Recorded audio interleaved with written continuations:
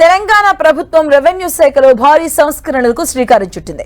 ఇప్పటికే ధరణి పోర్టల్ ను సమూలంగా మార్పిస్తున్నటువంటి రేవంత్ సర్కార్ ఇప్పుడు రిజిస్ట్రేషన్ వ్యవస్థలోనూ మార్పులు చేస్తుంది.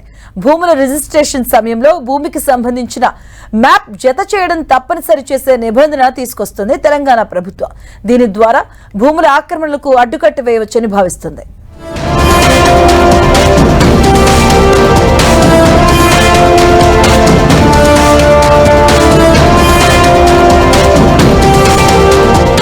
రెవెన్యూ శాఖను సమూలంగా ప్రక్షాళన చేసేందుకు తెలంగాణ ప్రభుత్వం కసరత్తు చేస్తోంది.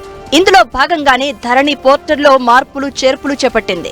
భూముల ఆక్రమణకు అడ్డుకట్ట వేయడానికి తీసుకోవాల్సిన చర్యలపై దృష్టి సారించింది రేవంత్ సర్కార్. భూముల రిజిస్ట్రేషన్, మ్యుటేషన్ సమయంలో ఆ భూమికి సంబంధించిన మ్యాప్ జత చేయడం తప్పనిసరి చేయాలని ప్రభుత్వం భావిస్తోంది. ఈ నిబంధన ద్వారా భూ వివాదాలతో పాటు ఒకే భూమిపై డబుల్ రిజిస్ట్రేషన్లకు అడ్డుకట్ట వేయొచ్చని అధికారులు చెప్తున్నారు. కర్ణాటకలో 2008 నుంచి దశల వారీగా ఈ విధానాన్ని అమలు చేస్తున్నారు. భూముల రిజిస్ట్రేషన్ సమయంలో మ్యాప్ జత చేసే ప్రక్రియ అక్కడ మంచి ఫలితాలు ఇస్తున్నాయి. దీంతో తెలంగాణ ధరణి కమిటీ కర్ణాటకకు వెళ్లి అక్కడ రెవెన్యూ చట్టాలను అధ్యయనం చేసింది. తెలంగాణ భౌగోళిక వాతావరణం, ప్రస్తుత చట్టాలను దృష్టిలో పెట్టుకుని ఎలాంటి మార్పులను చేయవచ్చనే విషయంపై కర్ణాటక రెవెన్యూ మంత్రితో కమిటీ చర్చించింది.